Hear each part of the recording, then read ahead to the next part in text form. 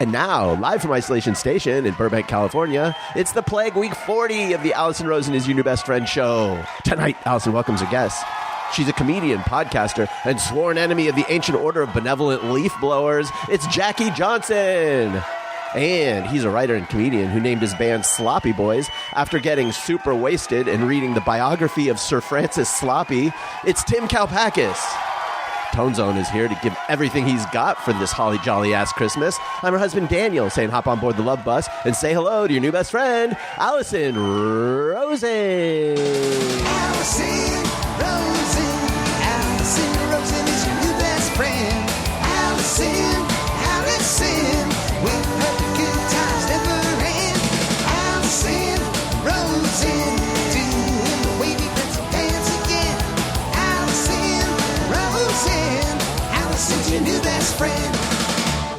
Hello, my little Christmas panettone. Welcome to another exciting Thursday episode of Alison Rosen is Your New Best Friend.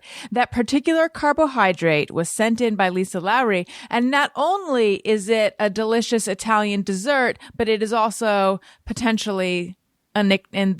On Patreon, they wanted, this is the point they made. It's potentially a nickname for Tony. Panettone, Tony, Christmas panettone. What do you think, Tony? I mean, it's got the word in there, or I guess name. Yeah. Sure, it's better than Forget Tony or whatever that one was. I think that I kept getting it wrong because I was saying I forget. Whatever it was, the way I said it made it like more insulting. It's just a gift I have. Anyway, listen, I'm on Patreon. I'm on Patreon, all sorts of fun stuff, bonus episode every week. We just recorded an episode with Tony and with Daniel where we recapped Facts of Life, Christmas in the Big House, which is one of my favorite Facts of Life episodes. And I believe I'm going to start doing like just a Facts of Life watch-a-thon. I don't know what it would be called, but I'm going to do more Facts of Life recaps with special guests on Patreon. And also you can see this video. Now, Tony is the most festive of all. He's got his fake gold records back there. He's got a tree. He's got a brightly colored shirt. He's got a bar cart. He's got lights. It's the whole thing. And I had nothing. So then I made Daniel come out and hook up some lights. And then our guest today, whom I'm about to interrupt, I mean, that's true, but I'm also about to introduce them. They both ran and got something festive. Tim Kalpakis in a moose hat. Hello. Yes. Hi, how's it going? I'm wearing a moose hat. I just can't believe how festive it feels. It's the traditional Christmas moose. Mm-hmm. And Jackie Johnson, it's been so long since we've seen you. You have a pink tree. It's been too long, and you know what I'm getting Tim for Christmas? A ring light. He looks like he's in a cave. Yes. I did. In the past, I've had a ring light and I felt cool and confident. And now here I am just hidden in a dank dungeon. What happened to your ring light? Like when you had it in the past? My wife took it back. It was hers and I borrowed it and I looked great for a month. And then she had some meetings coming up where she needed it and she owns it. That's how it goes. Got it. Well, I recommend buying another one. I look this bad. You're all just thrown by my appearance. Like, no, it's not that. It's not that. It's that I want your moose to pop. Yeah, here. I'm gonna point a desk lamp. Now I got like a scary. Now I have a scary uplighting going on. This is like a campfire. This is like your friendly campfire moose. Yeah, at least it's something. It's a mood going on here. Yes. So all of this you can see patreon.com/Alison Rosen. Patreon. A lot to catch up on. Another thing I want to tell you guys about. I am now, and Jackie, I imagine you also are, I'm an influencer on Amazon. I have my own. I have the Amazon check mark. Well, I had this a while ago and I didn't do anything with it, but I just realized that I can like create, and this is my new passion. I spent so much time doing this, creating a storefront of all these products that I recommend. And then I like made all these different ones. So if you want to shop my look, I've got beauty, I've got baby stuff, I've got kids stuff, I've got Daniel's corner. He has not populated it yet, but I did put his favorite dental floss in there. I've got stuff for the home.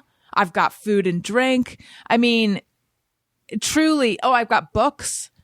It's been like all I've been doing for the last 2 days. It's my new favorite thing I do. So anyway, if you'd like to go check that out.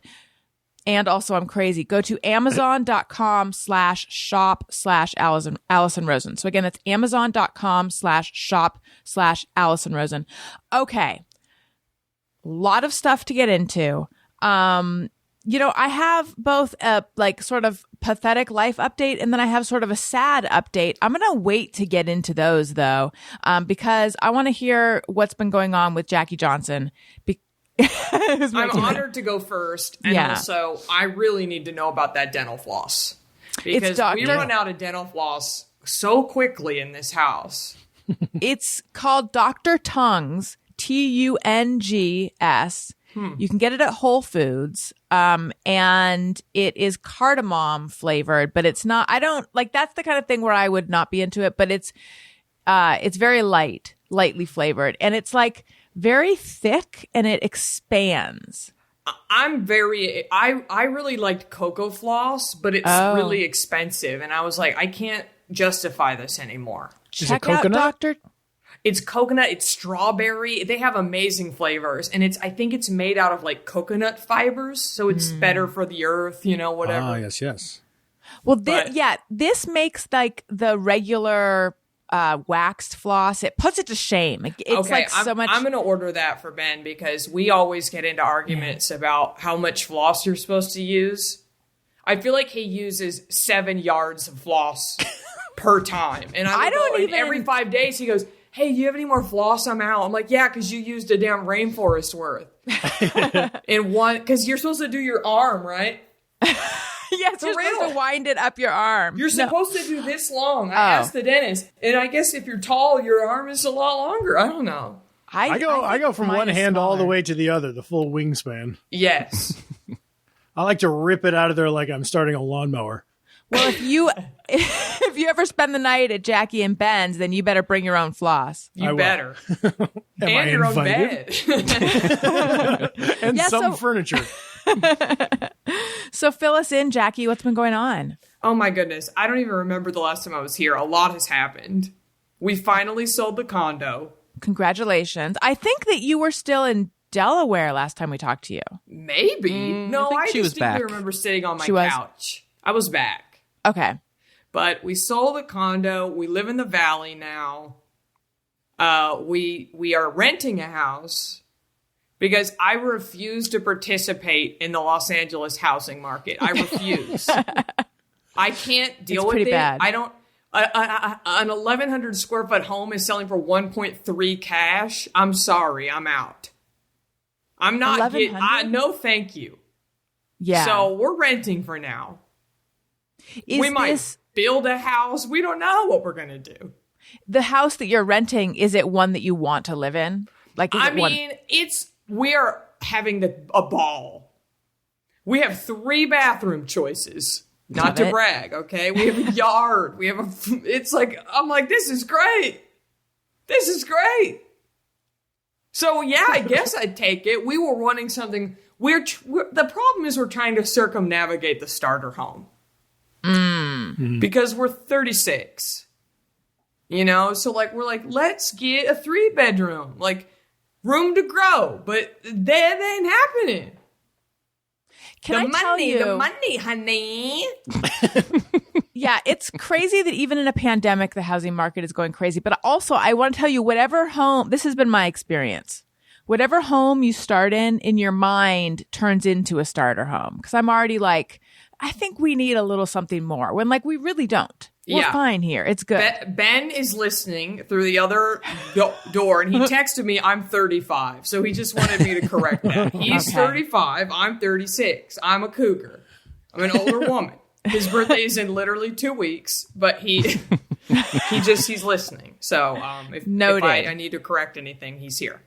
Noted. I went from thinking that he's mature to thinking, wow, he's so mature for his age. Yes, exactly. Well, welcome to the Valley. Are you, and this is that hyper-local content that people love, without revealing where we live, are you close to me? I'm in Sherman Oaks. I'm fine with sharing that. I feel like part of Sherman close to you, but I'm not so far. Yeah, I feel like part of Sherman Oaks is close to me. But then Ben Glebe is also in Sherman Oaks, and I left my glasses at his house, and I went to get them. I was doing a podcast there, and I went to get them, and I was like, oh, this is much further than I realized. It's deceptively far. Yeah, parts of it are. Yeah. Again, hyper-local content that people crave. They crave it. Do you think it's deceptively far on purpose? Like when they built Sherman Oaks, they were like, let's deceive the public. I do think so. I think they're like Sherman Oaks. Everyone thinks they're close to us. That was Don't a classic let them know. Sherman move. That is so Sherman.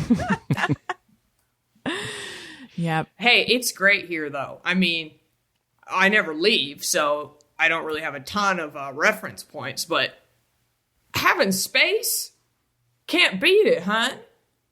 Does Chooch love the yard? Did I already ask that? I'm losing my mind. You know, I am really disappointed, honestly. All I've wanted, my dog just turned 11. I've had her entire life. And I've said to her every year, every birthday, I say, someday I'm going to get you a yard. She's grown up in an apartment her whole life. Where I finally get this dog a yard. And I'm so excited for her to experience the yard. And every time she goes outside, she just finds squirrel poop and eats it. It's her new hobby. And she's gotten sick a couple of times. I'm like, stop eating the squirrel poop. She'll run outside, and I'm like, oh, she's playing. No, she doesn't play in the yard. She goes straight for the sides or the garden beds and digs out squirrel poop. Okay, let's go around. If someone asked me to pick squirrel poop out of a lineup of other similarly sized poops, and I don't know if I'm saying like similar to the animal is similar to the size of a squirrel or all the poops are the same size. I don't know that I could pick it out. Tony, could you? Before I answer that, real quick, I just have to say one thing.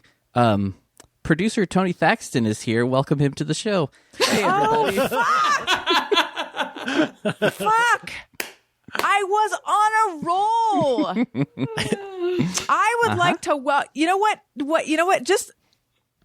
It was much like Sherman Oaks. It was deceptive because I did speak to you regarding the nickname Christmas Panettone. It's true. I just didn't officially introduce you.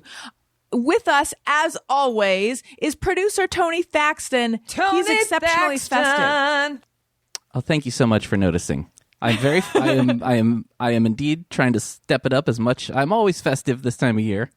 Except for last year because I was heavily depressed. Anyways, but yeah, and then this year sucks, as we all know. So I felt like I had to step it up even more this year. And then to answer your question, I don't think I know squirrel poop if I were to see it. I was very unfamiliar until I was picking it out of my dog's mouth. Tim, do you feel like you have a sense of squirrel poop in terms of shape and color? No, I would wager to guess that it's like deer poop and then it's a lot of little balls, but they're smaller, maybe like little BBs. See, like rabbit poop? Yes. I was thinking rabbit poop. I didn't know deer poop is like that. Deer looks like coffee beans.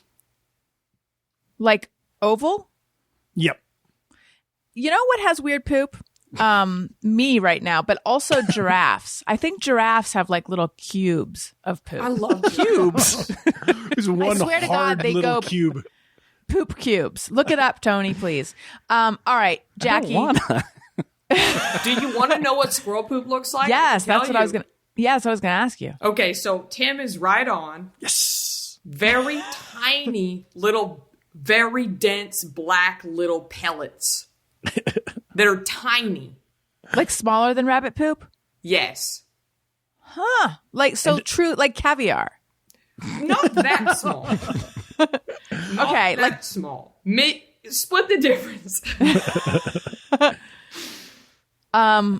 Like BBs, maybe. I don't know how big BBs are. You know, I feel like every time I'm on here, I bring up poop.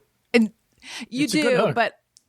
but also that's my show, I think. Well, That's funny what I'm enough, the into. story that I wanted to share with y'all involves poop. I can't wait. Let's Are hear we it. ready? Are we ready? Well, Tony, have you found giraffe cube poop yet? What do you want me to do with this? Like, I did a quick Google. I didn't want to see it. I saw a picture that didn't show it all that up close, and I didn't really feel like digging further. Fine, But is I it will look cute? it up. Yeah. But what are Is it we cute? getting out of this? I think that it's that the food goes down that long neck for so long it gets extra digested. So there's got to be something special about this poop. I agree. I It's am- got to travel down that neck. Okay. What shape is giraffe poop is what I Googled. Now, unfortunately, it has not given me the information. It just says giraffes are herbivores related to deer. When they poop, they let loose a bunch of little pellets that look almost like a rabbit made them. Sample 2, elephant poop. A rabbit made them, like crafted them. Maybe Why they is- made it on like a little pottery wheel. The craftsmanship of a dedicated rabbit. By the way, do you guys follow Seth Rogen on social media? Because he's been posting pots that he's made and stuff. Does he have a potter's wheel? I'm sure he does. It would be weird if one of us everyone? knew the answer to that.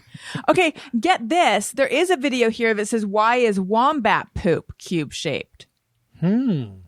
So, just so you know, giraffes You know aren't what? the I'd only be curious. ones. What does beaver poop look like? Because beavers are so weird.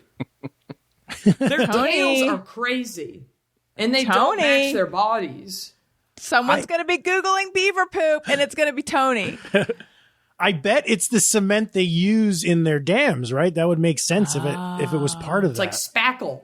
First of all, I'd like you all to know that it's called beaver scat. No.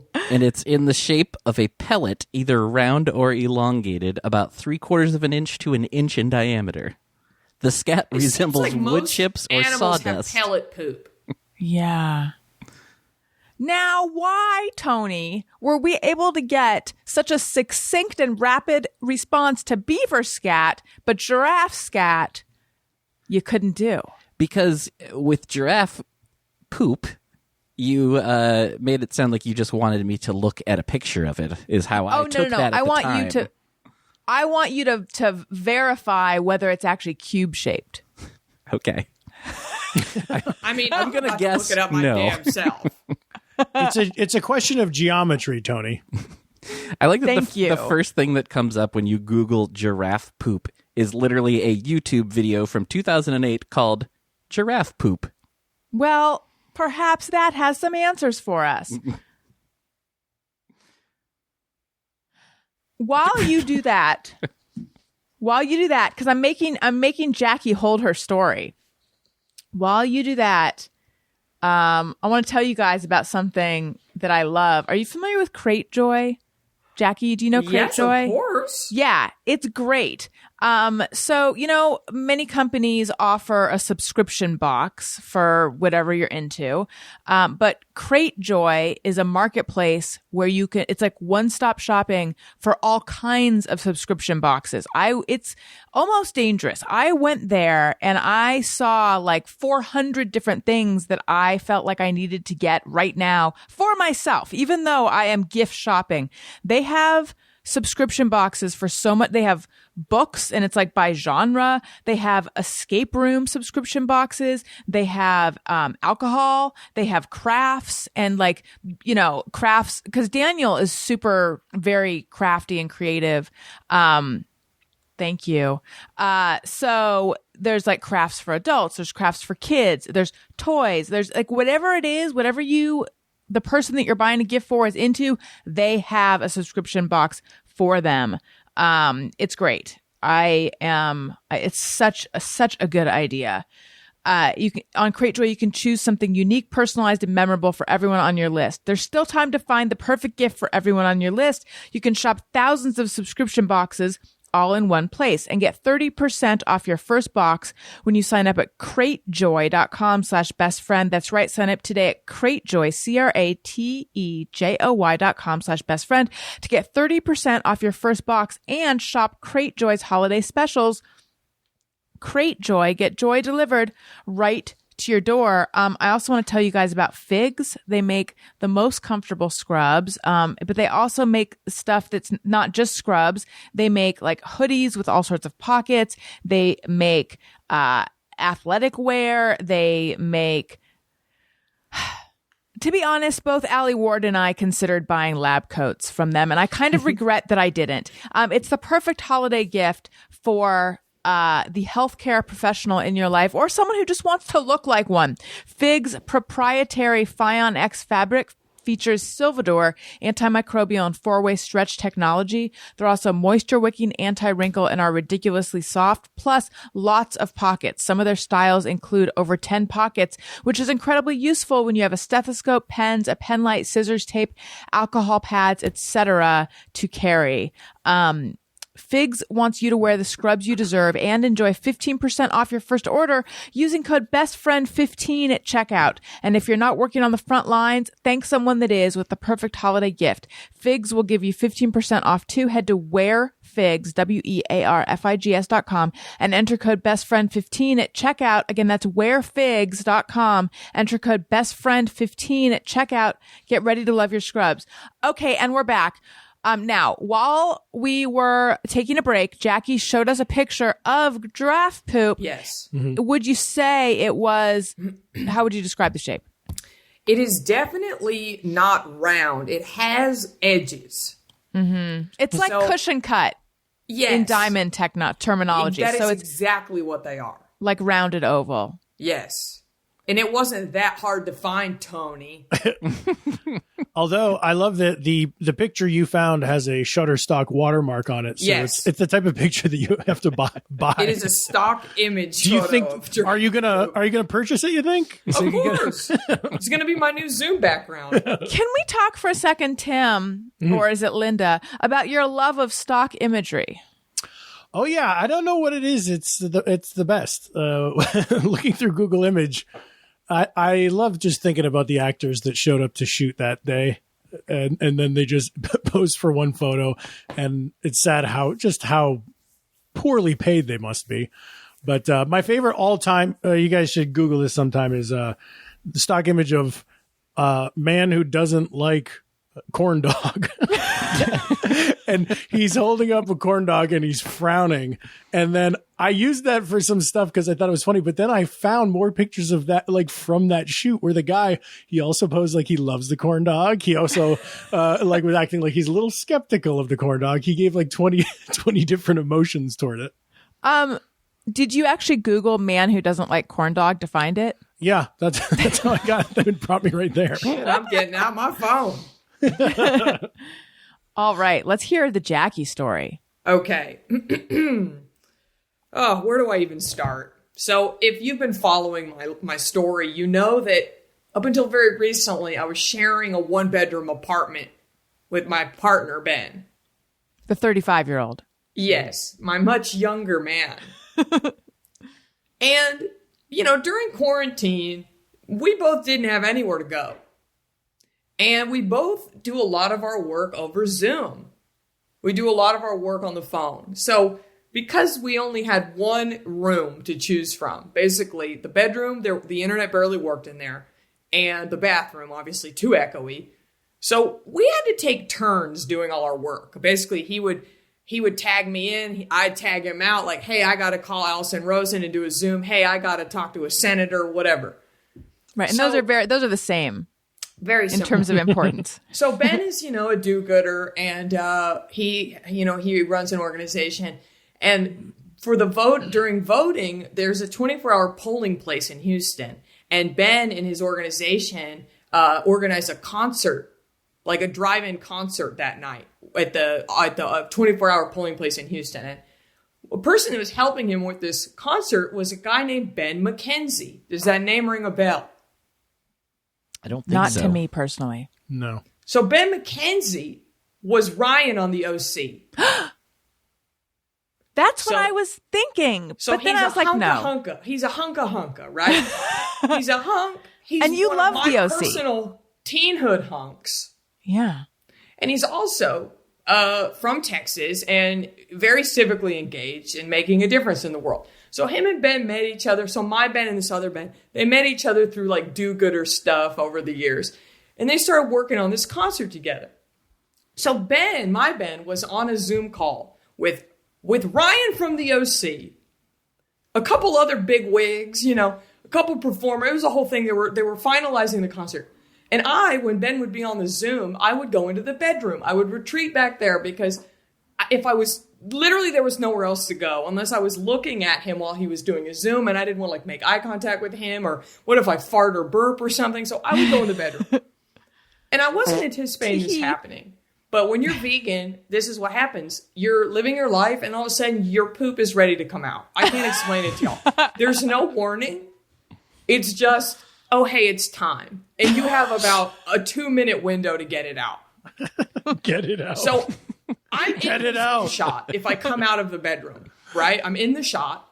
But more importantly, if I take a dump, he's going to hear it. Ryan Atwood is going to hear me take a dump. Or your Ben? He's going to hear me take a dump because the bathroom is right there and it echoes throughout the house. And it is. So I had to think fast. I decided to go into the bathroom. So I like a ninja, I close the door. I exit frame very quickly, hoping nobody saw me, right? I'm in the bathroom and I say, okay, how do I get this out silently? Right? So I think fast. I get the toilet paper and I start running it. And I decide to make like a little poop lasso. And sort of like a pulley device. If I poop and it lands in my lasso, I can slowly drop it to the water. Oh my God. Without it making a sound. Yeah. So it's about it's a slowly, gingerly lowering to the surface. Yes, it's like a pulley, right? So I get my basket. I'm weaving toilet paper. I make this basket. I make this whole pull system.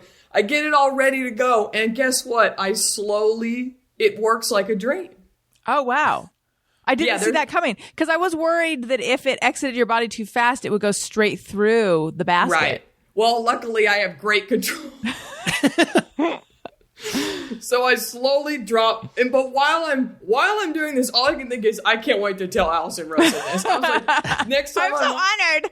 And all I'm thinking is, this is what my life is. This is 2020. I have to silently poop in my own home so that Ryan Atwood from the OC doesn't hear my BM.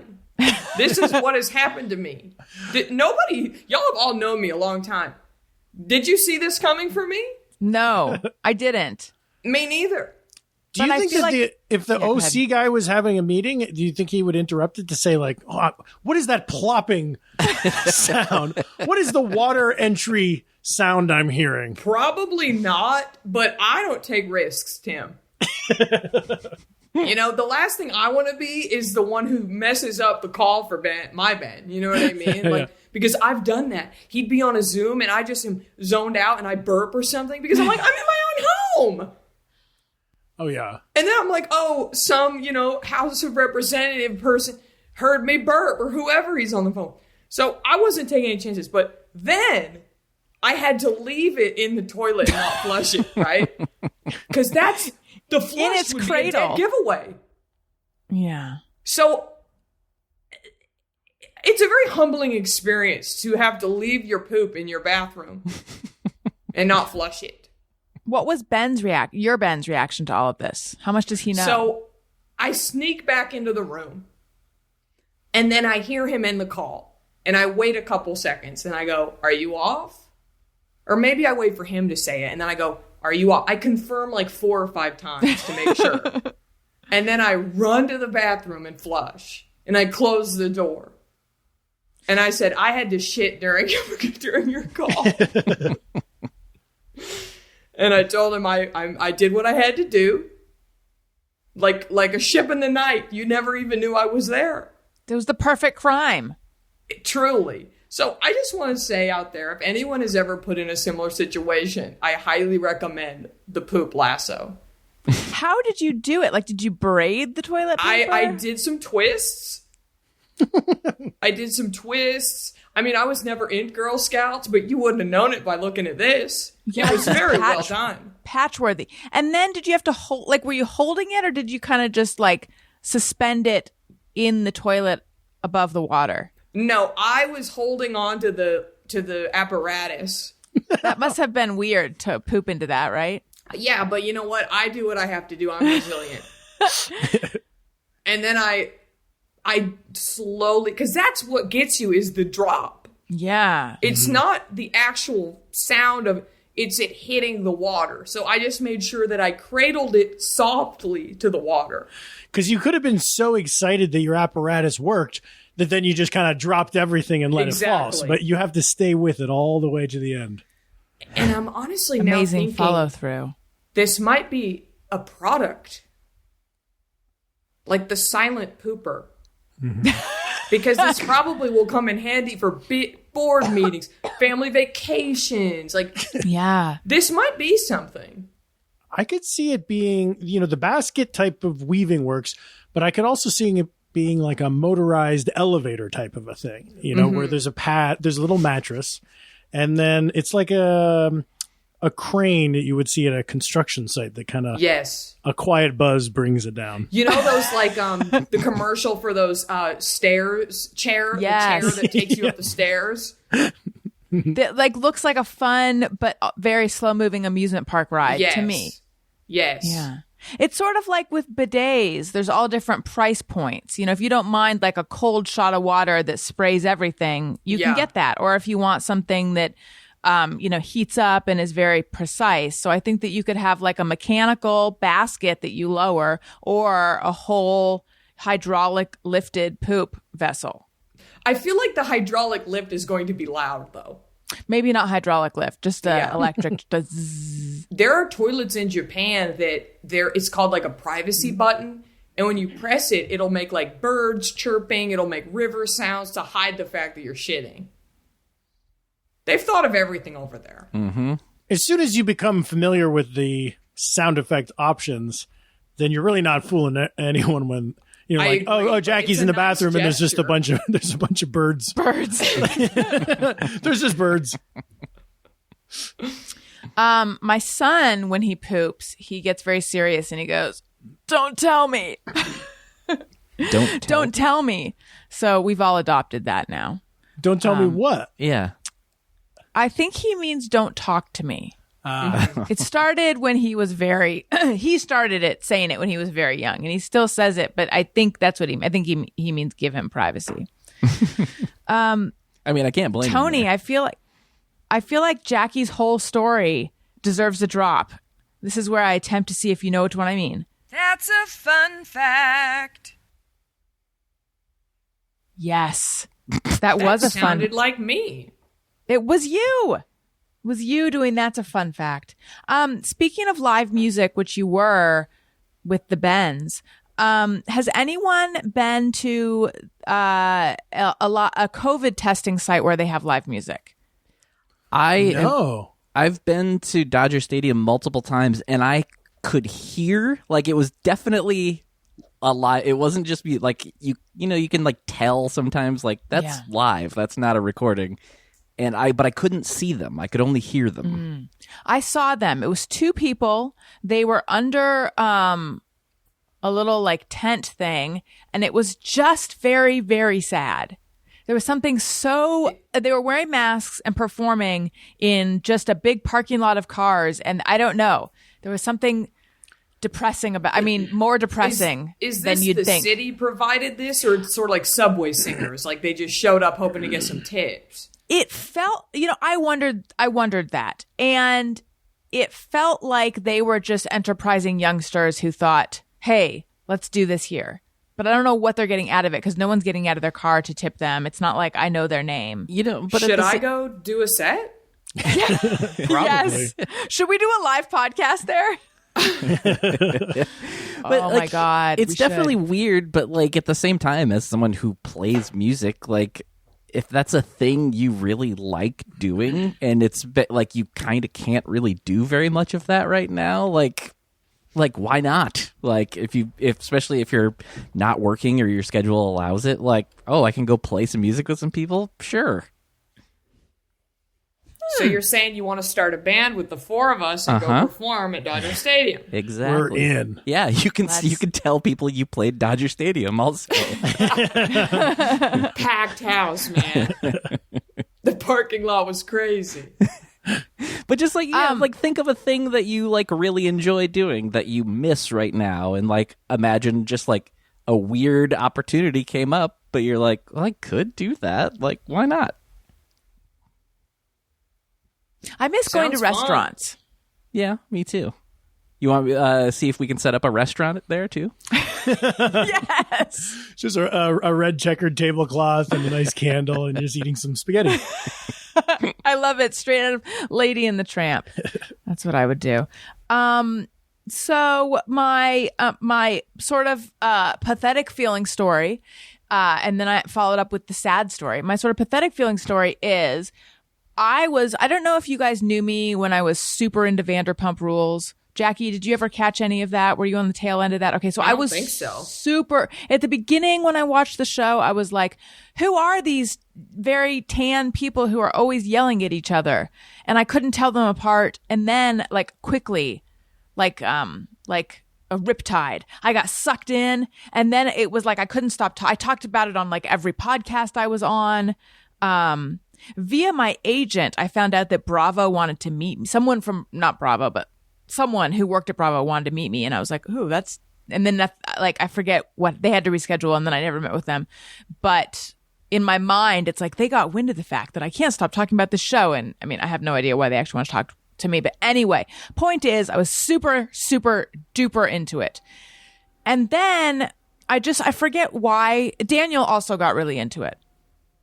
Cause a little bit, we watch it in a different way. He watches it in like a very, he gets very into it, and he suspends his disbelief, and he likes to analyze them and talk about who has what personality disorder and da-da-da. And the whole time I'm just thinking like, but it's a show and it's edited, and I think there's some of it's scripted, it feels like, and, blah, blah, blah. But he goes all in. But anyway, we stopped watching it. And we're back in now. We're watching season 8. We've missed many seasons in the middle. And both of us have had this reaction of like, why did we ever stop? I feel like it's so comfortable to slip back and be among friends. So that's what feels a little pathetic, is that we both feel like we're back with our old friends. That's what that whole genre is meant to feel like. It's that parasocial relationship where you feel like you're there with them, and you're not. Have you ever gone to the restaurant? No. I've heard very mixed things about it. Have you? No, I can't imagine that it is like great food, because if the whole premise is that the servers are hot, then I don't think you're gonna have a great meal. But the servers are hot, and also there's a lot of roses because Lisa Vanderpump loves floral arrangements. Oh, wait. You know what? I just remembered I ate at the Vanderpump in Vegas. There's a newer Vanderpump cafe, and I had cocktails there and some appetizers, and it was good. So, hey, maybe it's great. Which hotel is it in? It was in Caesar's Palace. Yeah, there's like a Vanderpump corner, right? Yeah, just a little corner they have set up there. But it was good. We went to see Mariah Carey do her residency, and it was very funny to pop into the Vanderpump corner, because it's like people come from all around the world to go to Las Vegas and experience, they have a fake New York casino and a fake Paris. So it was funny to be in the LA restaurant when I had been in LA 4 hours earlier. And then you sit there and you're like, yeah, this is like the rosé we drink in West Hollywood. How was Mariah Carey? Fantastic. Really fun. It was almost like a sketch show where she had all these jokes, and it was more about the entrances with her outfit for every song than it was about her actually singing, because I'm sure it was fairly recorded, but it was a blast. I didn't know. I didn't peg you for a Mariah Carey fan. It's more, my wife Jessica is a huge Mariah Carey fan, but I'll admit that All I Want for Christmas Is You song has got me every year. That re-enters the charts, and I remember what a great song that is. That song. Is Jessica reading her autobiography?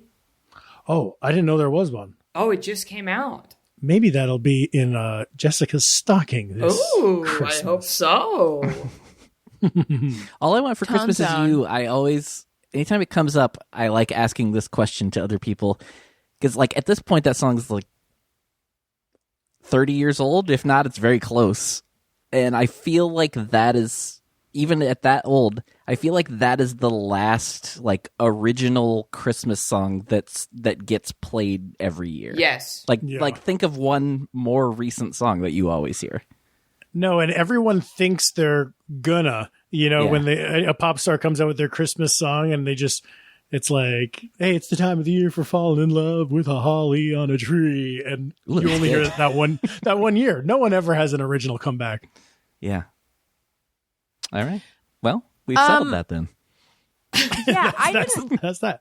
I didn't realize there's really not that many Christmas songs because I'm very, very into Christmas and I always get excited to hear all the songs. And then just the last couple of years, I've realized, okay, I've heard, now it's just the same few songs over and over again. That's a thing, right? There's just not that many. I just don't think there's breakthrough ones because everyone does a Christmas album, like Tim was saying. Like Ariana Grande has Christmas songs. There's this one that keeps coming on my Spotify playlist. It's like, Santa, tell me if you really can. Yeah. But I'm like, I don't want to hear that. And there's this really sharp Kelly Clarkson one. Like, it hurts my ears. No offense to her. It just wasn't for me. Like, everybody attempts, but as Tony was saying, they don't break through. They just don't hit the zeitgeist. The last true new contemporary Christmas song is the Mariah Carey one. Now look, don't kick me off my own show, Tim. But when I hear that one, I fast forward. Am I the only Really? one? Yeah. I Yes, don't, you are the only one. in the whole world? You're the only one. JMOE, just me or everyone. I fast forward when All I Want for Christmas Is You comes on. I think it is currently the number one song on the charts. And that's a thing that happens every December. Wow. So I think the world really loves that song. Wow. I've really been in my face. There's another song that I had never heard of that Daniel's mom said is like one of her favorite Christmas songs. And I get the sense that it's sort of well known and it's called Driving Home for Christmas. Have you guys heard this one? And it's by Christopher Ray or something. I know about Grandma Got Run Over by a Reindeer. No, that's a fun one. Yes, but you're a huge Elmo and Patsy fan anyways. The biggest. And this guy, Christopher Ray, he's either like a big black dude or he is a big country dude. It is Or Chris a big Ray. That black is correct. country dude. And I don't know if it's W-R-A-Y. It's R-E-A. What? I didn't see that coming at all. Yeah. Not R-A-E. I wonder what shape his poop is. Christmas trees, probably. He's English. I am so wrong on every count here except for giraffe poop. He's English. He's just like an English country guy, which also seems weird. Can you play a tiny bit of it? Give me one moment and I will make that happen. It's kind of it's grown on me. I'd never heard it. I'm curious if you guys have ever heard this one.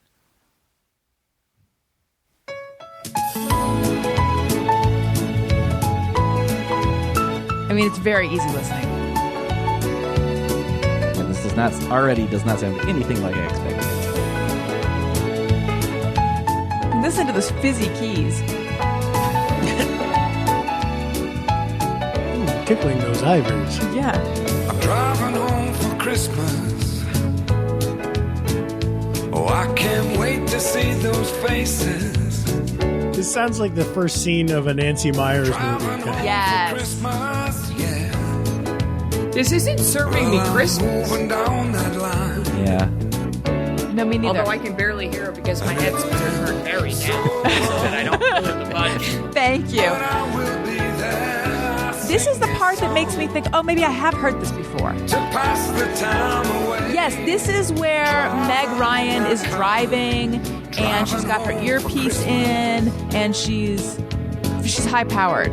Right, Tim?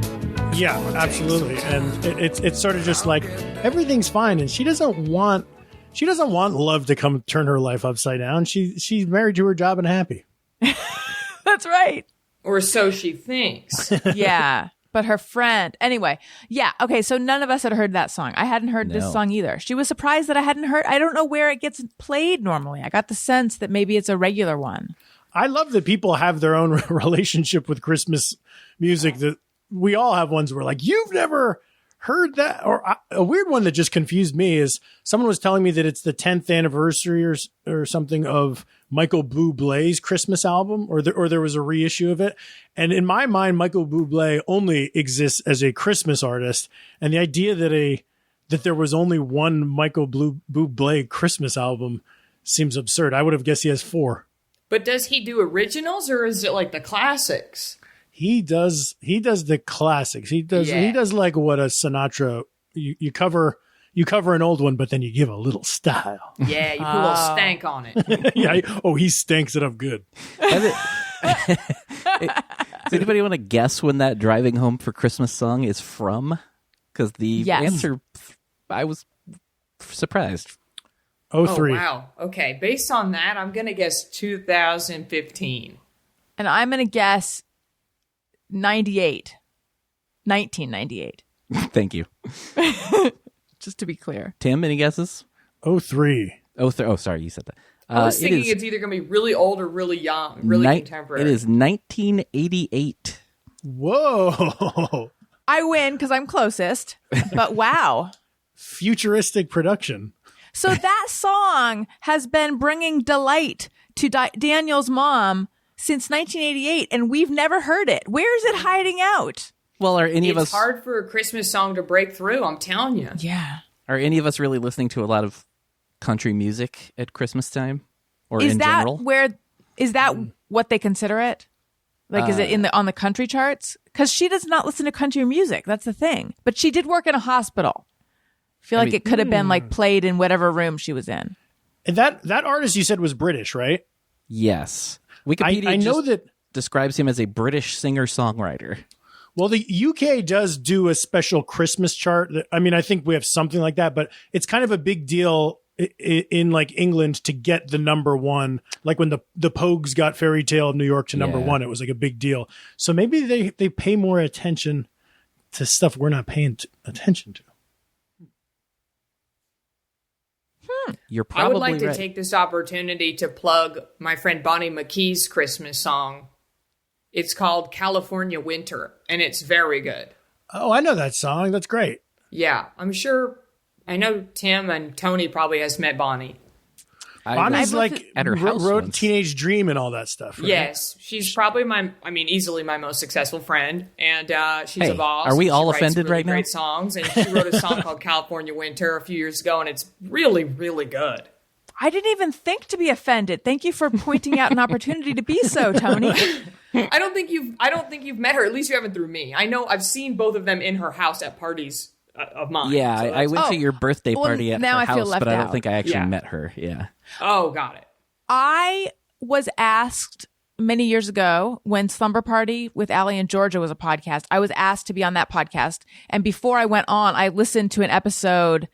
I wanted to know what I was getting into. And so I listened to an episode that Bonnie was on. So that's how I know who that is. But I do not know her in person. I don't think I knew she wrote Teenage Dream, though. Does she have Teenage Dream money? Honey, yeah. Wow. She's written like 9 number ones for other artists. Does she live in an amazing house? Yeah. It's pretty great.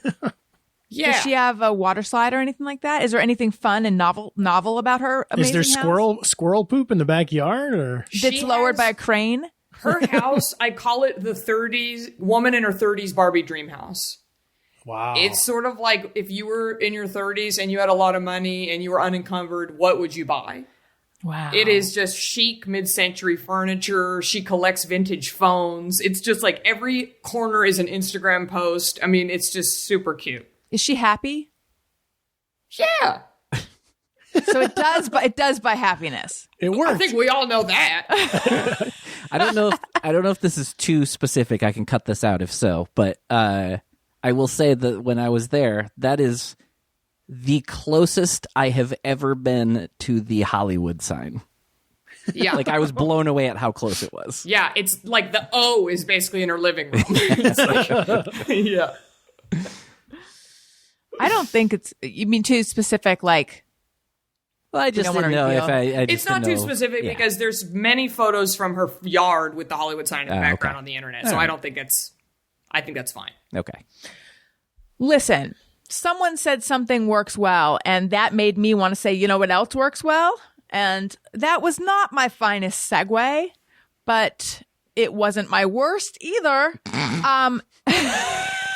Even You know better when you Everly talk well. about it. What? Even better when you talk about it like that. Yes, the best joke is the one you have to explain. The best segue is the one you Have to point out. Exactly. Look, I want to talk about Everlywell, the company that makes at-home lab testing easy. Everlywell can give you a new positive outlook on your health. They can give you information you can use. I wish Everlywell had been around when I started doing all my fertility stuff, because when you start and it's not, they don't just have fertility stuff. They have over 30 plus at-home lab tests like food sensitivity, thyroid health, B vitamins, STD, heart health, indoor and outdoor allergies, metabolism, women's health, and testosterone tests, and more. But what I was going to say is, it's fairly standard when you start doing fertility stuff. They give you a battery of tests and you go in and they draw blood and da-da-da. But some of those tests, Everlywell offers like the same ones, and you can get it done at home. And it would have been so much easier to just do it from the comfort of my own home. But they were not there to save the day yet, but they are now. Each Everlywell test comes with super easy to follow instructions. Every test is physician reviewed and the shipping is free. Your results are reviewed by a board certified physician. Then they are sent directly to you digitally within just days. You can even share them with your healthcare provider. Your results are personalized and easy to understand, so you know exactly what they mean for you. To start better understanding your health, check out Everlywell today. For 20% off an Everlywell at-home lab test, visit everlywell.com/bestfriend and enter code bestfriend. That's everlywell.com/bestfriend, code bestfriend for 20% off your test. Everlywell at-home lab test, your answers your way. That's a good deal. Okay. So speaking of health, I mentioned last week that our nanny was ghosting us, and I hadn't heard. She had to take off a little bit of time for health, but like she said, like 3 to 4 weeks, and it's now been 5 weeks, and I've been texting her and she has not been responding to my texts at all, which is very weird. And I, dreamt up all these fantasies of what was going on with her. Like she took another job, or she moved to another state, or she got caught up with some no good guy, or she got sucked into a cult, or she, like all this crazy stuff to explain why she wasn't responding. Or like did something really bad. I was kind of going nuts trying to figure out what happened. And I was like I was a little bit flippant about it, I'd say, last week, to be kind of jokey. And I think a little bit like, because I felt her, if I'm being super duper honest, I think I was there was like a defensiveness that was up because I felt like maybe she's just not into this job anymore. And I think I was a little bit hurt by that. But anyway, long story, I found out from her sister that she is in the hospital with COVID right now. Ooh. Yeah. So I'm like devastated. I don't know details. I just know that she's very sick. Is she older? She's a few years older than I am. So no, very, very young. A teen. But yeah, so I mean, not in the high risk for age. She's in her 40s, so not high risk. But if she's in the age-wise. hospital, means Yeah. that it's going poorly. I think, yeah. And I don't know. So her sister had talked to her sons, like hasn't talked directly to her. I'm not getting this firsthand, like at all. So I don't really know. She's not, from what I can tell, she's not on a ventilator, although I don't even know if they're doing ventilators anymore. She just said that because I said, have you FaceTimed with her? And she said, no, not yet. She's having trouble breathing and she's coughing a lot. So she's just resting. So I'm just like, fingers crossed and praying and hoping the best. But to anyone who thinks this is not real, go fuck yourself. Before this, I had been really kind of insulated from any firsthand experience. And I know, I keep hearing that it's everywhere. But it's like someone knows someone whose dad just died. Someone knows someone whose cousin has it. Someone knows someone, da-da-da. But I didn't know anyone yet. So I don't know. What about you guys? I've had 2 waves where I knew a bunch of people that had it right away because we didn't know that we were supposed to be wearing masks and stuff. So almost everyone that I knew that had it was in April at the latest. And I know a couple people that died and a couple people that just were young and healthy but had it for a real long time. Then through the summer and fall, I didn't know anyone. So I was like, I guess it's just masks is the thing. And then now, since Thanksgiving, another flood of friends getting it again. Yeah. How are they doing? Bad. They're all young and they will be fine, but they have trouble breathing. And I think that drives you crazy to have shortness of breath all the time. Right. Is awful. Do they know where they got it? Yeah. The friend I was just talking to was able to trace it all back, but it was like they all found out after the fact. It was like some friends had hung out in what they thought was a safe outdoor setting. But then one person 5 days later tested positive. So then they were all like, oh, we've been exposed. And then one by one, they all. Wow. Wait, so they were in an outdoor setting? Yeah. When they got it? Outdoor lunch, but took their masks off and it's still got them. Scary. Yeah. That's what I've heard is that, because I tend to think of outdoor as safe, but I've heard that like if you're face to face outdoors, you can still, especially if your masks are off. Yeah, I mean, if you're talking loud and laughing across the table from someone, you want to wait till the wind picks up and then you tell your joke and the wind will take all the droplets away. Yeah. Oh, that's interesting. I mentioned I was asked to do a podcast in December, outdoors, socially distanced, and I really wanted to do it, but right before Thanksgiving, but I knew I was going to see my parents, so I didn't do it. And I'm supposed to now do it in January. And like, I feel like it's probably safe, but these stories of people getting it outside, I don't know. Jackie, what about you? How close do you feel to it? We have been very safe. And when we got back to LA, I went to see my therapist a couple times. But we both kept our masks on. She had an air purifier in the room, and we sat even further away. And then a couple days after I saw her, she emails me and said, I've been exposed. And it was a couple days before I was there. Oh, Jesus. And it was basically like they do temperatures. Her patient took the temperature. Everything was fine. They did the same thing, masks, everything. And then 5 hours later, they started feeling sick. And so that's why this is so scary. Is because 5 hours later, the patient started feeling sick? Yes. So she emails me and is like, hey, just so you know, I've been exposed. And so I took a test. I was fine, but that woke me up enough to go, fuck this. Like, everything we do is a calculated risk. And I really don't want to get this thing. I would like to avoid it. So that was it for me. I'm not seeing anybody. I'm getting married in 2 months. So that's going to be my big risking moment. Right. And that's 15 of us. And when we might even cancel that. We don't know yet. It's so bad right now. Tony, what about you? I know that this is a very sad conversation, but I feel like it is au courant, or I feel like it's what's happening right now. So yeah, let's have this sad conversation. I know that you had a producer friend who lost real early on.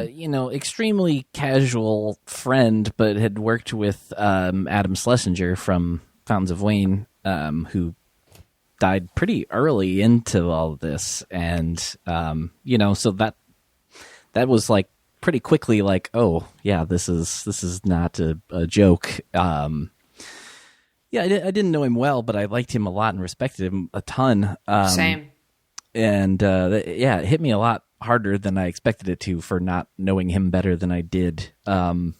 So that was a huge bummer. And then after that, it was mostly just like what you were saying, a lot of like friends of friends, like having parents that got it or whatever. But then kind kind of a little more recently, I had I think like 5 different extended family members get it. They're all doing okay. Like some of them got over it very quickly. Some of them it lingered a little longer, but they got through it, and they're mostly okay. But some things lingering a little bit. But yeah, it's scary. Do you guys know anyone who's had a mild case? Now, I think clinically, what I learned is that mild just means you don't have to go to the hospital. So I don't mean that. I mean, like, when we first heard about it, it was like, oh, for the vast majority of people, it'll be like just like a cold. Like, do you know anyone where it was truly like not a big deal for them? You do, Jackie. Yeah. I mean, I did a live with my honeys on my Patreon, and one woman was saying, she was like, oh, my throat kind of hurts. Like, we live in LA. It's a polluted, disgusting city. Like, every winter I have like a sore throat for like a month. Mm-hmm. So she didn't think anything of it. And then it turns out she had it. Oh, wow. So some people feel a tiny little throat or a little nose or what, but that's it. Right. Interesting. And Tim, all the people it's a little more serious. They're all kind of like, this thing is worse than I thought it was going to be. And just the lingering, because I think we all, if you want to be tough, you have that attitude of like, so I'll be sick for a couple of weeks. But the people that have her, like, it's a bad couple of weeks. And then I know one person where that was like more like 6 weeks and is still not feeling 100% even months later, just because, if it hits you really hard, we're still finding out. There's still people you might be able to get it for a second time. We don't even know that doesn't happen. Oh yeah, the antibodies don't last that long. Yeah. Tony, your family members who had it, how bad was it? Most of them, it seemed fairly minor. I don't know, like, super specific. I kind of like was hearing these stories like third hand. But I know, like, 'cause a couple of them were like, younger, like in their early 20s, and I think it was pretty. I'm not positive it was mild, but I know it passed quickly. Mm-hmm. But yeah, beyond that, I'm not real sure. Yeah, it's and it was like a big age difference, like literally from baby, like literally a baby was one of them. Gosh. And then my 96-year-old grandmother. How lucky that both of them are okay. Yeah. Yeah, I think my grandmother's still, she just, last I heard was that she's just feels kind of weak still, but is overall feeling okay. How did the baby get it? Well, it was, I don't know. Hanging out it was with the grandma. Yeah, it was all this group of people, Right. cousins and stuff like that, like brothers and yeah. Have any of you looked up where you are on the list of the order we're going to get the vaccine? I have not. I saw like a something I don't know if this is what you did as well. It was like a graphic where they make a line of people and they're like, you are here. Is that what you mean? I have. Yeah, I put in, age and any other, whether I'm a frontline worker or I'm important or anything, and it told me there were 230 million people ahead of me in America. But then did it for my in-laws who are in their 70s and stuff like that, and I think they only had maybe 20 million people ahead of them. So it's interesting. Does it say when? Like you have people in front of you, but does it like estimate when? No, because that's still breaking like right now. Like we just got some good news about that. I think it is coming a little bit faster than we thought, but I think they have the order figured out, and then we're just waiting to see how fast we'll get through it. Because it's 2 doses, it's like, right. That's the tricky thing. Just watching CNN, and by watching I mean Ben was watching it. I was walking through the room, but to go in the bathroom and create create lassos. It said that the vaccine will keep you from getting it, but you can still transmit it to other people. So that's what I've heard. Far away from this being over. It's not like normalcy. Magically in 2 months we're all going to have the vaccine, because there's going to be a lot of people who don't take the vaccine. A lot. Yeah.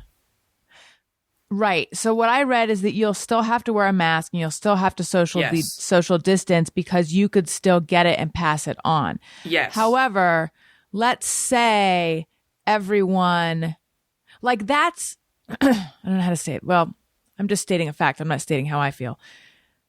That is then expecting people to be like really, really decent. Because let's say you know that you can't get sick from it and you know that everyone around you that you love is also vaccinated. At that point, who are you protecting? You're just, you're protecting someone you don't know. And it's going to be hard for people to do that, I think. Yes. Well, clearly look at where we're at. Yeah. Right. Looks like we're going to be in these Zoom squares for a while more, baby. Yeah, thank Settle God. in. Dan, maybe I'll leave these little flashing lights up. Patreon.com. I think you should. They're kind of year-round festive. Yeah, they're nice. It's funny. I am a big wimp when it comes to shots and things like that, and I don't like them. And I remember when I was pregnant, there's some shot that or maybe it was just the flu shot. I don't know. My doctor was like, and I think we should do this shot today. I'm like, can I do it next time? And he said, sure, but why? And I said, I just need to mentally prepare. Like I'm someone who I can't just do a spur of the moment shot, even though they really don't hurt. But I was thinking how no part of me is hesitating to get the COVID vaccine. And if someone that I trusted had it right now, I would do it in a second. And I was thinking, well, why do I feel differently about that one? And it's because with that one, I am invested in the outcome and I really want it. And I see the importance of it. All the other shots and vaccines we get, to me, even though I believe in them and I get them, it feels imaginary. It feels like, okay, thank you. Now I can't get measles, mumps, and rubella, but I didn't feel like that was really a risk. It just feels perfunctory. It's not feels like something that will actually change your life. Yeah, I think it's because our generation, there's just been a big lull in this type of thing where we haven't had a pandemic. But for the people that lived through polio, they were like, oh, that you get a vaccination. And then they were very pro-vax for a little while because they're like, these things are great. And we just happened to be born in a little window where it doesn't seem real. It all just seems fictional. Mm-hmm. Right. Well, maybe partly because we took all our damn vaccines. Yeah. Yeah. Right. I mean, because people don't, so many people are pushing back against them now. I think there has been a resurgence of, I don't know mumps. If it's measles or, I don't even know the difference between all of them. But anyway, do you guys have a Just Me or Everyone or a Hey, Go Fuck Yourself or both? Let me know which ones you have. I have a Hey, Go Just Fuck Me. Yourself. Oh, good. I have a Just Me or Everyone. Okay, great. Let's start with the Hey, Go Fuck Yourself. Okay, this goes out to edible arrangements. Oh boy. Hey, go fuck yourself. You are too expensive for what you are. You're melon, which we all know is filler fruit. Okay, nobody gets excited about melon. It's what you get at free, buffets at your continental breakfast. Nobody gets excited for melon. It's 90% melon. And you get it, and it's about to go bad. It's on the verge of going bad within 5 minutes. And if you have to say edible in the title to let us know that you're supposed to eat it, it probably isn't that appetizing. And I'm calling for all my entrepreneurial people out there. Please put them out of business and start an alternative. Put some berries in there. Put some kiwi. Put some raspberries. Something a little more exciting, because these damn melon ball sculptures that they're hawking for $60 a pop are not worth it. I always get the ones that if one arrives at my door, I'm excited because a few of the pineapples are dipped in chocolate or something, but then I eat those 4 and then I just have a whole bunch of normal fruit that just sits there. I say get a little more splashy with the chocolate. I mean, I think we should put them out of business is what I'm saying. I think open an alternative. It's organic fruit. It's fruit that you're always going to want to eat. Not the dirty melon. I'm telling you, I had one a couple of days ago and I'm very appreciative of it. 5 minutes, it went bad. It was they were like, let's wait until this fruit is about to spoil and then dip it in shitty chocolate and then we'll send it over. It's disgusting. I've literally never had an edible arrangement. I haven't either. But is it fruit cut in the shape, melon cut in the shape of flowers? Yeah, it's honestly not even that exciting. Little melon balls, but they're on like little skewers. So it's like 3 or 4 little cantaloupe balls and then like a little shell shape of the cantaloupe. Or the honeydew. Well, hey, edible arrangements. Hey, go fuck yourself. Has a weed place ever made edible arrangements? It seems like obvious, right? It has to exist. Yeah. It really does. It's a good idea, Tony. All right. And then let's do some Just Me or Everyone. Sometimes I ponder on something I have thought or done. Is it just me? This kind of sounds like driving home for Christmas. Oh, yeah. You go, Tim. Oh, me. Well, this is the most minute minutia possible. That's my favorite for a human. But this is what I can't stop doing this one thing. So if I hear anyone else does it, then I'll feel better because I've been trying and failing. Which is, does anyone else, when I need to write something down, either at my computer or at my phone, for some reason I open up an email and I write it and I save it in a draft. Like I do that sometimes. But there's so many ways right now. Like you got a notes app, that's better. That gets all synced up. You got, pages on your computer, you got word processors, but I'm fully maybe a month into stopping doing this because now my drafts on my Gmail is like it could be anything. It's like somebody's phone number or an idea for a script. There's no rhyme or reason to it. There's no organization. And now my email is a mess because it's like half a joke over here, a song lyric way down there, my business tax ID. Can't stop doing it. But you sometimes will open up an email? I sometimes do that, yeah. I tend to use the Notes app for things like that, but sometimes I will put it in an email. I've definitely put it in an email and sent it to myself. Sometimes I won't even do it as a draft. I've sent myself emails, but they just get buried. Yeah. Mm-hmm. Right. And they're hard to find because if you search your own name in Gmail, it brings up every email.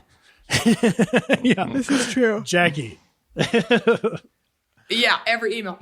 Tim, what's wrong with you? Get the note. Use the notes. Yeah, it's right. I know it's right there. Look at all my notes. I use them all day long. Mm-hmm. Those are some good notes. What do you got there? Can I use some of that for every episode in Attribute? I got a Patreon note. I got research. I have all my recipes for Hanukkah.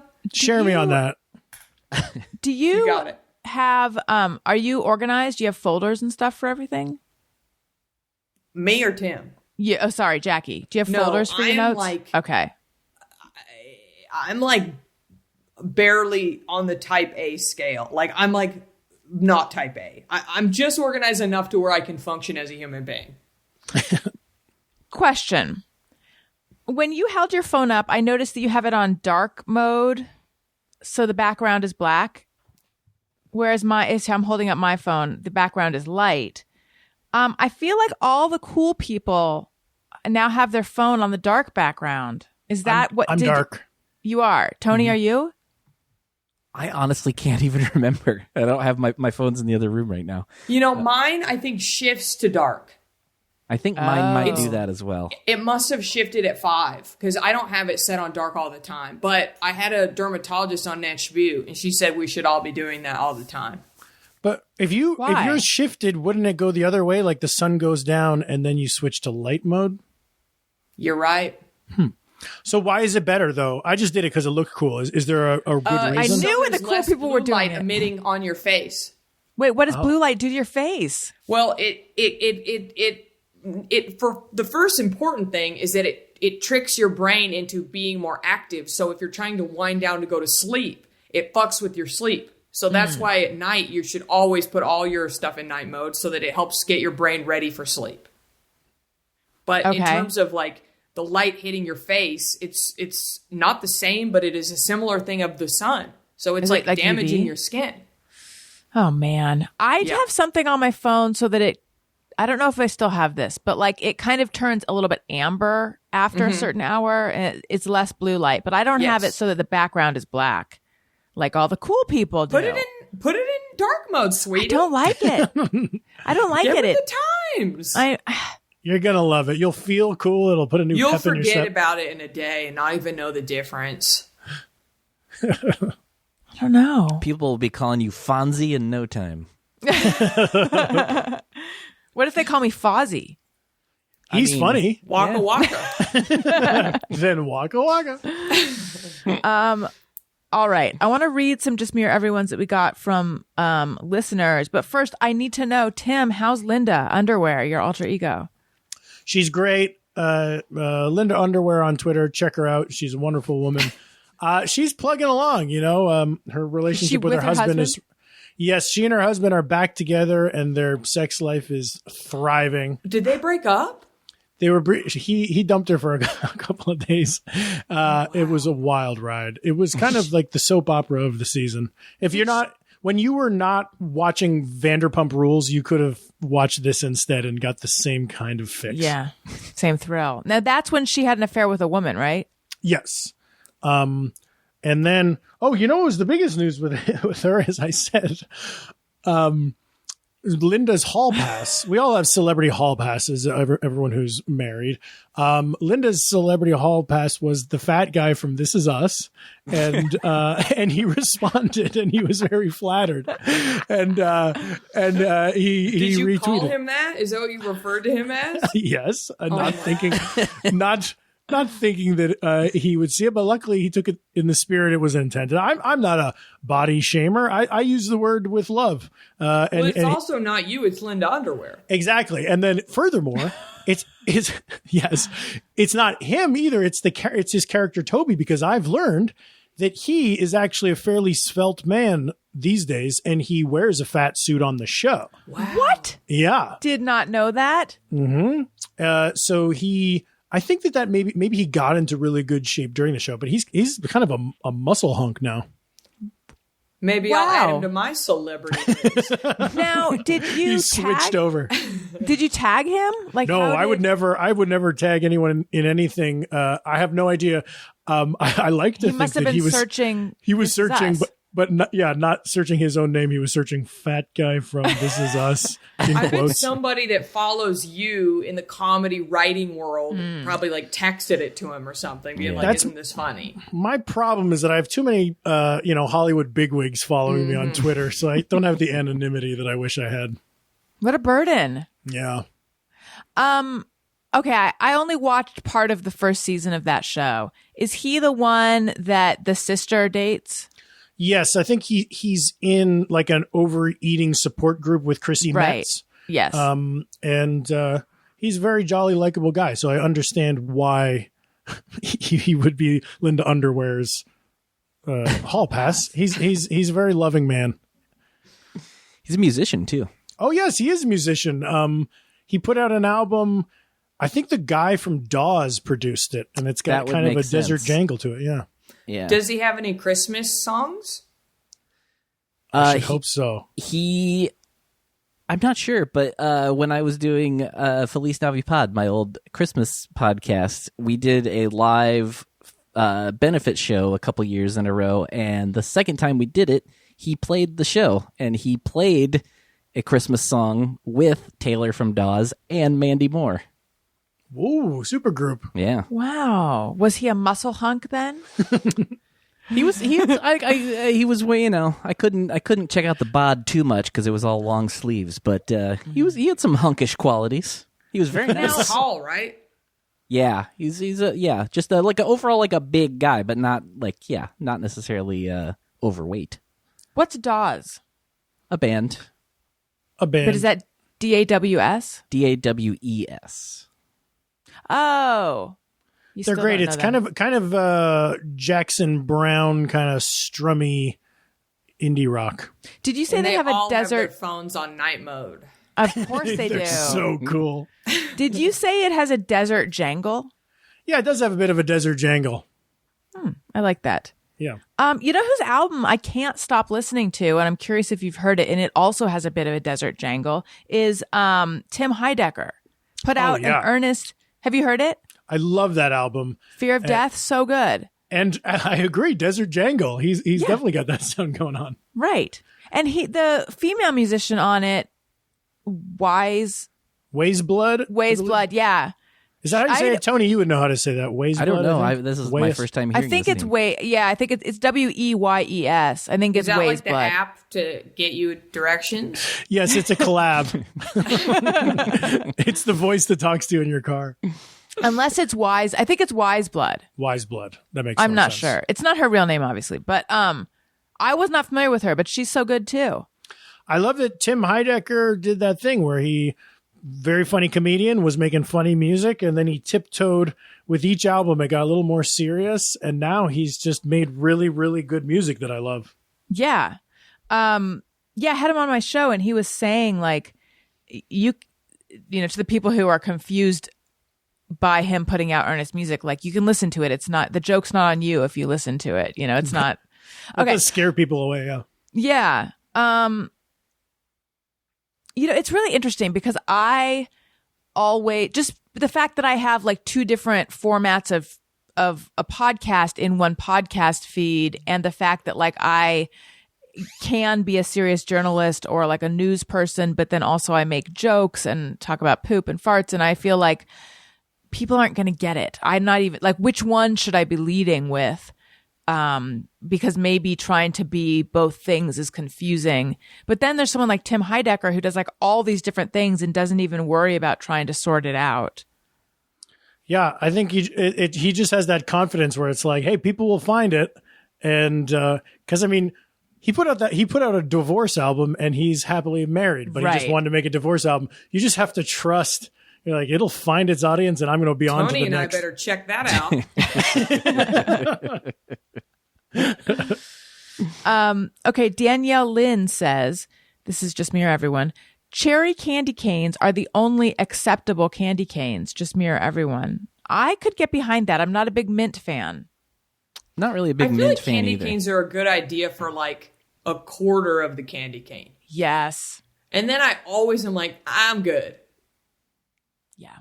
Yeah, I don't really, despite being a Christmas lover, I don't really ever eat candy canes in general. Like, I'm trying to think if I've ever even had a cherry candy cane. I'm sure I have, but it's been a long time, if so. Mm-hmm. But I could definitely see liking that more than a regular one.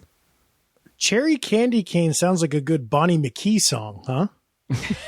Definitely. 100%. Tell her to get on that one. I'm going to text her that right now. Might get her a house even closer to that sign. She's going behind the sign with this one. She's inside the O. Apple Unlimited says, when I am stopped at a traffic light behind a very expensive car, I push down harder on the brake than I normally do. Just me or everyone. Wait, what? When they're at a stoplight behind a very expensive car, Oh, they right, push because you down don't the want to brake. accidentally hit it. Yeah, I probably do that. Definitely. I definitely do that. Same if I'm at a crosswalk, because I'm Yes. like, I'll be damned if I hit somebody. I'll do it more at a crosswalk. I don't think I've ever done it with a car, though. So you value human life more than an expensive car. Okay. Yeah. Me, I'm usually driving around in a Rolls Royce, so it's all the same to me. It's like bumper cars out there. Yeah. This one I did on my episode with Ralph Garman that's going to air in January. But I want your opinion of it as well. This one got texted to me from a Kimmy thing. Just me or everyone. Ben Acker said, shut your cake hole or shut your pie hole. To me, it's only pie hole. I've never heard of a cake hole. Never heard of Cake Hole. I don't think I have either. Okay. But I do know and Well, love I Ben have. Acker, though. I'm just kidding. It's Pie Hole. Yeah. There's Tony. even a restaurant. Isn't there a restaurant called the Pie Hole? Yeah. Oh, really? Is there? Tony, you need to set Ben Acker straight. All right. I'll see. Unless this was just like a discussion prompt kind of tweet. You know, people who do that. I could also see him like just literally hearing someone say it one time, and then he felt the urge to tweet that. I mean, I'm looking through the responses. Some cake, always cake. Americans like to call a lot of things pie that are not pie. Brits call a lot of things cake that are not cake. Excuse me. My brain just... I pick cake because it's funnier. I don't know about that. And I'm always shocked by these tweets that go mega viral just for posing a question. People will be like, "Hey, who remembers some old TV shows?" And people will be like, "I remember MASH." Okay. Yeah, like this has 100,000 likes. Seeing a movie in theater experience, like Yeah. Right. it's like the longest thread ever. This one did not go mega viral, but still, it went. It went mini viral in that it came to me. How did Mini he viral phrase is it good. again? He just wrote "shut your cake hole" or "shut your pie hole?" ? I'm guessing. Okay, as someone who knows Ben Acker, now that I'm thinking about this more, I could see it as in he was kind of more going for a joke, like a cake versus pie in general joke, and he was just. That's my guess. Could be wrong, but that's my guess. And some, Because that is a very popular debate: is do you like pie or cake more? Yeah. So it was just a clever spin on that. Yes. Oh, that's probably what it is. That's cute. That's Ben Acker. He's cute. He's cute like that. Yeah. Is that his thing? Cute. I don't know who that is. I feel left out. He's one of the co-creators of the Thrilling Adventure Hour. Cute. And in the weirdest thing, I think, in the history of the world, his writing partner, Ben Blacker. Oh boy! Wow. Yeah. That's delightful. Right? Meant to be. It's so crazy. Well, I write with Jim Gelpakis, so it's just how it works out. Not Mindy Funderwear. Yeah. Ooh, she sounds pretty good. That's getting tweeted tomorrow. Maybe I'll change my Twitter handle to that. Mindy Funderwear. All right, real fast, cake or pie? I was firmly okay. So Adam Carolla, who I used to work for, strongly feels that pie is better. I would say that's not his most well-known. That's not what he's most well-known for these days. But at the time, and I felt strongly that cake was better. And I feel like I've actually come around in the last few years. And if I'm going to dig into something, I've just been disappointed by cake the last few birthdays, parties that I've been to. It's weird. I feel like cake it just reminds me of like sugary little kids. Like birthday parties with like little kids frosting all over their face. Like, I feel like I take one bite of cake and I'm like, I'm good. Mm-hmm. But a pie, you can like really go. Yeah. Me too. So I'm going to say pie. Gun to my head, I'm going to say pie because I do like a cake. I'm really surprised that I'm going with pie, but I actually found myself leaving frosting on the plate. And I've always wondered who are these people who just pile their frosting up on the plate, and I become one. Me too. Sometimes When I was a it's too kid, much. that looked crazy to me to avoid the frosting. And now I'm like, I don't want that stuff. Get out of here. Yeah. My problem with cake, I think sometimes in LA, people try to impress their friends with a fancy cake. You'd be like, hey, look at this $100 cake from the good bakery. And it gets so fancy that it's often crazy town and the cake doesn't taste good anymore. You know, it's like, it just tastes too fancy. Too fancy? Yeah, too fancy for me. So I do like normal birthday cake, but still pie blows it out of the water. Oh man, I'm strong cake all the way. Wow. I mean, you know, Like a sheet cake? yeah, I celebrate most of the cakes. I think, you know, obviously it's going to depend on what the cake is and what the pie is, but I would say most of the time I'm going to pick cake unless it's like carrot cake or something. I like You're carrot me cake. a few years ago. Just wait, Tony. The big shift is going to Ooh, happen. I can't wait. It's the change. It's so no carrot cake though. I can get behind a carrot cake. No. Hey, does that mean I'm going to stop forgetting to introduce my producer all the time? Yes. Cool. We're going to switch places, actually. I will start to love cake again, and I'll wear colorful sweaters, and you'll become forgetful. We could and do one of those obsessed with body swap bugs. movies. Yes, it'll be Yeah. Freaky Friday. feel like I just asked a question, but I don't know what it was. Oh, carrot cake. No carrot cake for you. I hate, I don't like carrot cake. I also don't like carrots. Carrots can go fuck themselves. Oh, play it. Hey, go fuck yourself. I'm going to assume, instead of going around, I'm just going to assume the rest of us like carrot cake. Does anyone need to set the record straight? I'm constantly forced to have it because it's usually the only like vegan cake option. So I've grown to really like it. And I like carrot cake. Carrots for the record.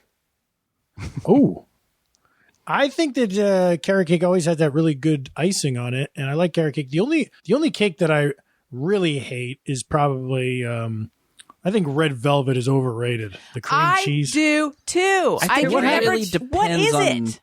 It depends, because I've had some that are really good, and I've had some that I would totally agree with that.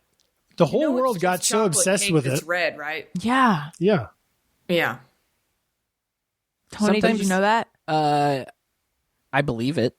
But it's that cream cheese frosting on it. I think that's a thing that makes it a lot different at times. But sometimes, again, it depends on the actual Just eat a bagel cake. when you're in the mood for cream cheese. Yeah. Sometimes I find it real gross, and sometimes I find it delicious.